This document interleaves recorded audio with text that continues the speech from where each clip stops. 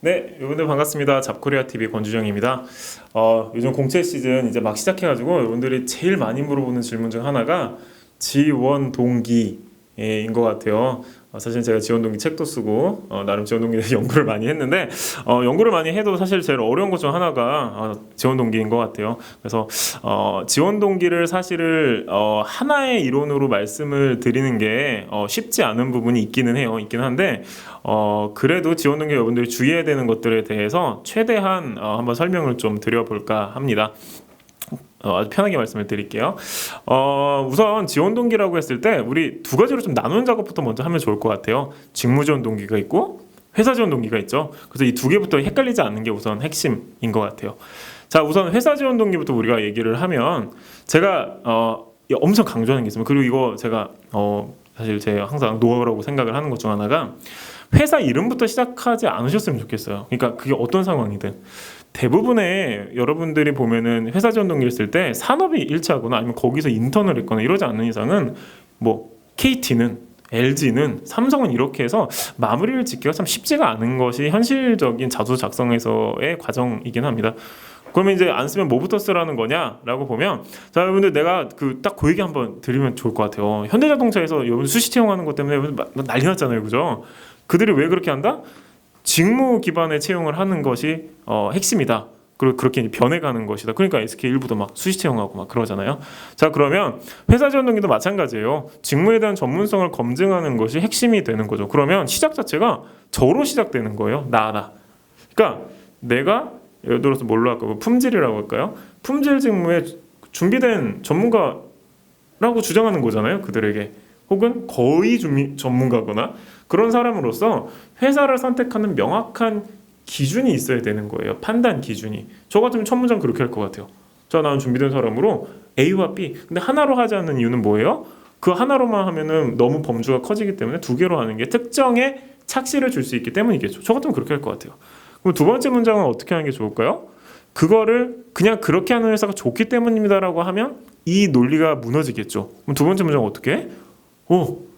내가 이 직무 품질을 할 사람으로서 이 두 개가 받쳐주는 게 뭐예요? 본인의 나름의 직무적 그게 뭐 확장이든 그죠? 직무의 나름의 고도화든 내 핵심이라는 것을 설명을 하시는 게 좋을 것 같아요. 두 번째 문장은 두 번째 맥락이라고 할게요. 그럼 세 번째는 뭐예요? 아니 그 기준에 이 회사가 맞다라는 주장을 매우 조사를 해서 넣는 과정이 필요하죠. 이거는 조사의 범주가 한정된다는 장점이 있기 때문에 시간을 줄일 수 있기도 하겠죠. 자, 그러면 네 번째는 이렇게 마무리하지 말고 그래서 뭐 삼성은 최근에 무슨 증설했습니다 하지 말고 네 번째는 이렇게 마무리하는 게 회사 지원 동기에 적합한 것 같아요. 자, 그러한 회사에서 그러한 삼성에서 내가 직무적 전문성이 분명히 있다 그랬으니까 거기에서 B라고 하는 정확한 나름의 중장기적 목표를 가지고 기여하는 거 아니고 배우는 거 아니에요. 시너지를 낼 수 있다는 확신으로 지원했습니다로 마무리하는 이게 회사 지원 동기의 기본 틀이라고 생각해요. 그러니까 이 컨셉을 말씀을 드리면 저는 지금 보면 순수하게 뭐예요? 나는 그 뭐 품질이든 인사든 잘할 수 있어. 그 사람은 난 기준이 있는 거야. 근데 그 기준이 그냥 뭐 포괄적으로 좋은 게 아니고 해당 직무에 있어서 내가 잘할 수 있는 거야. 그게 조건이 돼야. 근데 너네 회사가 그런 거야. 그 두 가지 조건에. 그럼 거기에서 나는 만들어갈 미래가 있겠죠, 분명히. 그러면 시너지가 나와서 너네도 잘 되는, 너네 돈 버는 거지.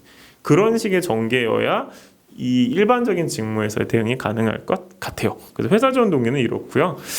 직무 지원 동기는 사실은 여러분들이 왜 뽑혀야 되는가에 대한 정확한 설명이 사실 전제되어야 된다고 생각해요. 그래서 가령 우리가 성격이 됐든 뭐 그게 소통 스킬이 됐든 지식이 됐든 경험이 됐든 이런 것들 중에서 두 개가 결합돼서 포부를 그리는 방식이 직무 지원 동기가 되는 게 일반적인 것 같아요. 그러니까 예를 들어 저라고 하면 저는 A라는 성격과 B라고 하는 저만의 특수한 커뮤니케이션 스킬을 바탕으로 C라고 하는 정확한 미래를 그릴 수 있기 때문에 해당 직무에서 압도적 성장에 대한 확신을 가지고 지원했습니다가 사실은 직무 지원 동기의 유일한 이 로직인 것 같아요. 그 뒤는 분량에 따른 조정을 하는 게 여러분들한테 가장 쓰기 편한 방식이 아닐까 싶어요. 그래서 이게 지금 돌아가서 얘기를 하면 제가 사실 작년부터 굉장히 강조했던 게 직무 지원 동기는 사실 쉽게 써야 돼요. 왜냐하면 소스가 있는 거잖아. 성격, 뭐 경험, 지식 그거 중에서 조합해서 미래를 그릴 수 있으니 그걸 잘하겠지. 직무는 이제 그런 식의 접근을 하는 거죠. 회사 지원 동기라는 좀 차이가 있는 거죠. 회사 지원 동기는 내가 그 준비된 사람으로서 기준을 제시하는 방식인 거고, 이거는 직접 역량을 언급하면서 하는 거기 때문에 두 개의 차이는 분명하게 있다고 생각합니다. 이 두 가지 접근 방식이 여러분들이 지원 동기를 쓰는 기준이 된다는 거에 대해서는 별 의심은 없는데, 다만 이제 지나치게 획일적으로 쓰다 보면은 안 맞는 회사들이 발생하겠죠. 근데 제가 조금 해서 얘기를 하면, 요 방식의 전개가 전체 지원 동기의 7-80% 정도는 커버를 하는 건 사실이고, 근데 이제 특수직무나 혹은 특수한 회사들 혹은 문항 자체가 특수한 경우에는 좀 변형이 필요한 것 같아요. 그래서 이렇게 좀 정리를 한번 해보시고, 그리고 지원 동기 같은 경우에는 직무 지원 동기랑 회사 지원 동기 정확히 구분하셔야 된다는 거, 이거는 꼭 기억하셨으면 좋겠습니다. 여러분들 지원 동기 잘 쓰시고 자기소개 잘 쓰셔서 면접까지 쭉쭉쭉 가시길 바랄게요. 감사합니다.